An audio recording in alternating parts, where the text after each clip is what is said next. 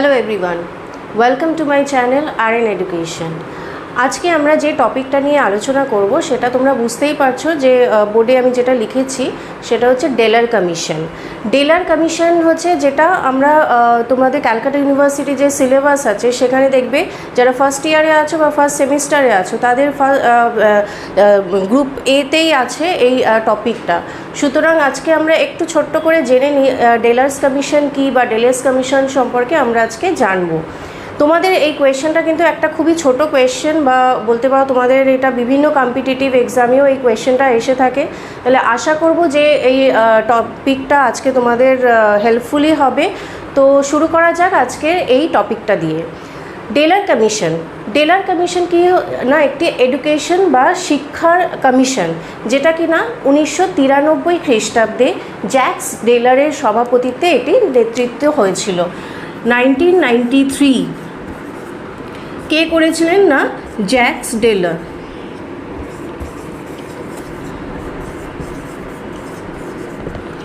এনার সভাপতিত্বে এই কমিশনটি গঠিত হয়েছিল এবং পরবর্তীকালে 1996 খ্রিস্টাব্দে এই কমিশনটি একটি প্রতিবেদন পেশ করেন। প্রতিবেদনটি কিসের ওপরে ছিল না, একটি শিক্ষা কমিশন বা শিক্ষার নীতি নির্ধারক বা আয়োগ বলতে পারো, সেই আয়োগের ওপরে বা সেই শিক্ষার কার্যকলাপটা কী বিষয়ের ওপর নির্ধারিত হবে সেটির ওপরে এই প্রতিবেদনটি পেশ হয়েছিল। বিভিন্ন শিক্ষাবিদ বা বিভিন্ন সেই সময়কার খুঁটিনাটি শিক্ষাক্ষেত্রে যে বিশ্লেষণের মাধ্যমে এবং বিভিন্ন প্রক্রিয়া ও পরীক্ষা নিরীক্ষার মাধ্যমে এই কমিশন পরবর্তীকালে কিন্তু অনেক গুরুত্বপূর্ণ একটি অংশ বা বলতে পারো একটি কমিটি হিসেবে তৈরি হয়েছিল। আর এই কমিটির সভাপতিত্ব করেছিলেন জ্যাক্স ডেলার বা 1993 সালে ইনি সভাপতিত্বে ছিলেন, এই কমিশনের সভাপতিত্বে ছিলেন। পরবর্তীকালে এনারই নেতৃত্বে একটি প্রতিবেদন পেশ হয় যেটা কিনা নাম হচ্ছে লার্নার। যে প্রতিবেদনটা পেশ করা হয় সেটা হচ্ছে ডেলার্স কমিশন বা ডেলার্স কমিশন নামে সেটা পরিচিত। কাটলে 1996 খ্রিস্টাব্দে এই প্রতিবেদনটি পেশ করা হয়। 1993-তে কমিশনটি গঠিত হয়েছিল এবং 1996-এ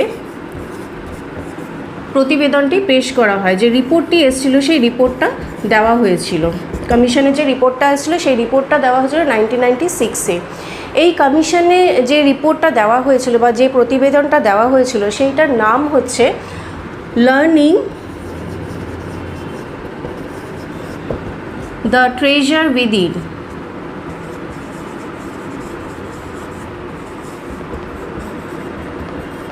তোমাদের অনেক সময় এটাখানে শর্ট কোয়েশ্চেন থাকতে পারে বা এই নামটা তুলে দিয়ে বলতে পারে এটি কোন কমিশন গঠন করেছিল বা কোন কমিশনের নেতৃত্বে এই প্রতিবেদন বা রিপোর্টটি দেওয়া হয়েছিল। এই প্রতিবেদনের নামটি হচ্ছে লার্নিং দ্য ট্রেজার উইদিন। এই কমিশনের যে রিপোর্টটা এটাতে এসছিল, এখানে বলা হয়েছিল যে শিক্ষার 4টি দিকের কথা, অর্থাৎ শিক্ষাক্ষেত্রে কীভাবে 4টি দিক বা 4টি ক্ষেত্র এখানে কাজ করে সেই বিষয়ের ওপরেই কিন্তু এই প্রতিবেদনটা পেশ করা হয়েছিল। তো আমরা জানি যে ডেলার কমিশনের মূল যে প্রক্রিয়া বা শিক্ষা প্রক্রিয়াটি ছিল সেটিকে বলা হয় 4 পিলার অফ এডুকেশন বা 4 pillar of commission. 4 pillar.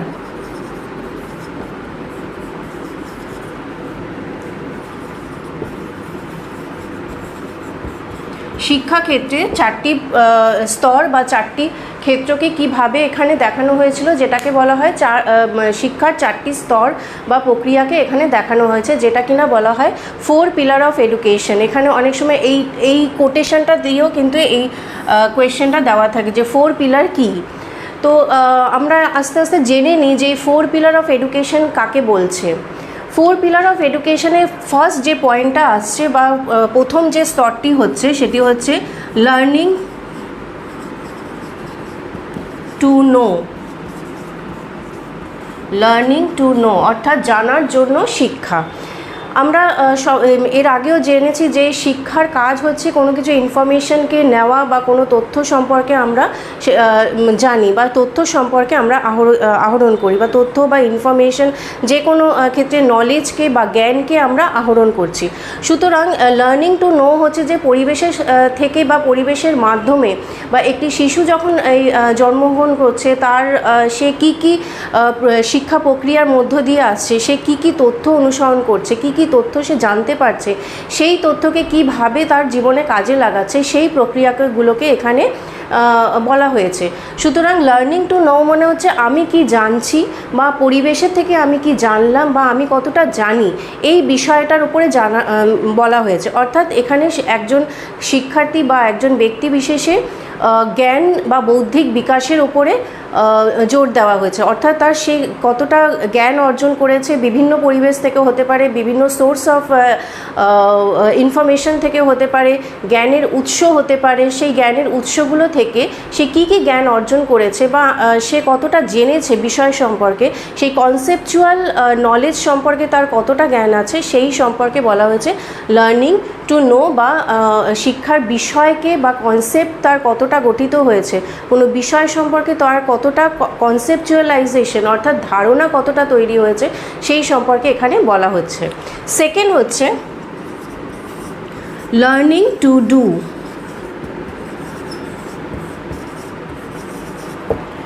Learning to do মানে হচ্ছে, কথাটা শুনেই আমরা বুঝতে পারছি ডু অর্থাৎ হচ্ছে ক্রিয়া বা অ্যাকশন, অর্থাৎ হচ্ছে যে কাজের মাধ্যমে, কর্মের মাধ্যমে আমি কি শিখছি। লার্নিং কথাটা মানে হচ্ছে যে শিখন। শিখন মানে হচ্ছে একটা তো হচ্ছে আমরা বিষয় থেকে বা পার্টিকুলার কোনো বিষয়বস্তু থেকে আমরা কি জ্ঞান অর্জন করছি এবং তার থেকে আমাদের কি লার্নিং হচ্ছে, কি শিখনটা হচ্ছে। নেক্সট যেটা আছে যে যে শিক্ষাটা আমরা নিলাম সেই শিক্ষাটাকে আমরা কিভাবে কর্মের মাধ্যমে আমরা সেটাকে অ্যাপ্লাই করছি বা কর্মের মাধ্যমে আমরা সেই কাজটাকে আরও এগিয়ে নিয়ে যেতে পারছি, বা কোনো পার্টিকুলার কোনো বা নির্দিষ্ট কোনো সমস্যাকে আমি কতটা তাড়াতাড়ি সমাধান করতে পারছি, সেই জায়গাটাকে বলা হচ্ছে। অর্থাৎ শিখন আমার কতটা হয়েছে, শিখনটাকে আমি যে শিখছি বা যে লার্নিং প্রসেসটা আমার তৈরি হয়েছে সেটা আমার প্রবলেম সলভ করতে কতটা হেল্প করছে বা সমস্যার সমাধান আমি কত তাড়াতাড়ি করতে পারছি, নিজের সম্পর্কে সঠিক যে ক্ষমতা সেটা সম্পর্কে আমি কতটা জানছি।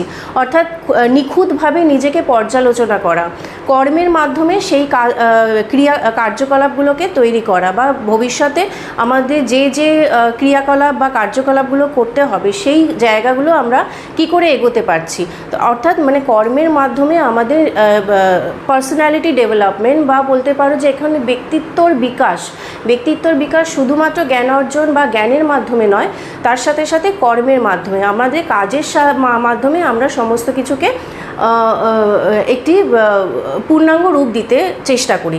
সুতরাং কর্মের মাধ্যমে কি শিক্ষা আমি পাচ্ছি বা এবং সেই শিক্ষাটাকে আমি কিভাবে কাজে লাগাতে পারি, ভবিষ্যতে আর কি প্রোডাক্টিভ আমরা করতে পারি, অর্থাৎ উৎপাদনমুখী বা প্রোগ্রেসিভ লেভেলে আমরা শিখনকে কিভাবে কাজে লাগাতে পারি, সেই শিক্ষার কথা এখানে বলা হয়েছে।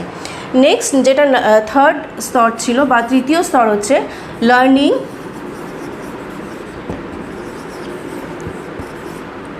Two live together.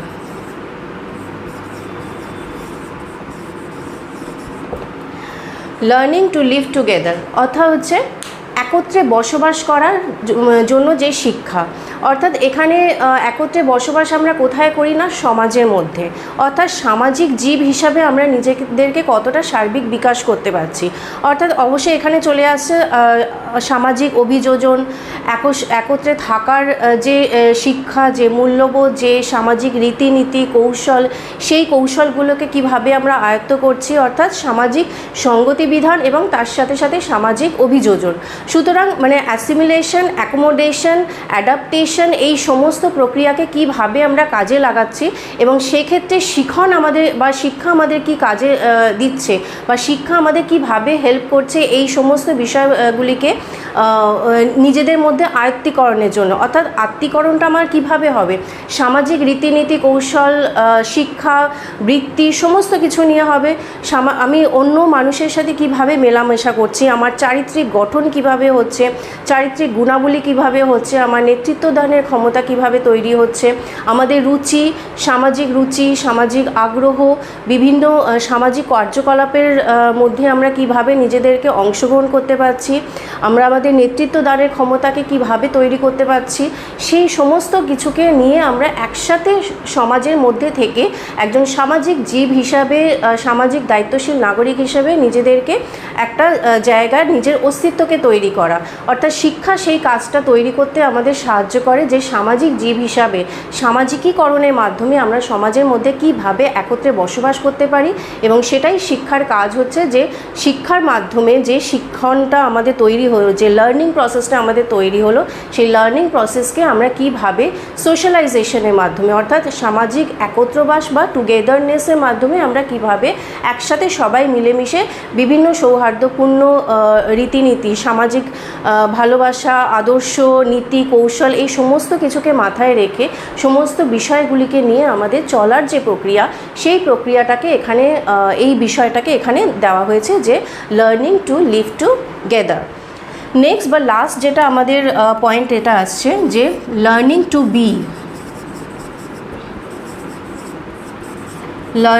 বি অর্থাৎ শিক্ষার জন্য বেঁচে থাকা বা শিক্ষাই একমাত্র আমাদের পথ চলার একটি উপায়।